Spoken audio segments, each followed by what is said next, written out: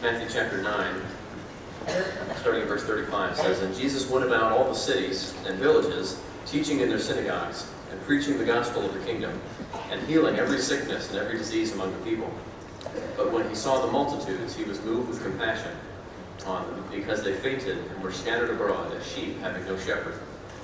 Then saith he unto his disciples, The harvest truly is plenteous, but the laborers are few. Pray ye therefore the Lord of the harvest, that he will send forth laborers into his harvest."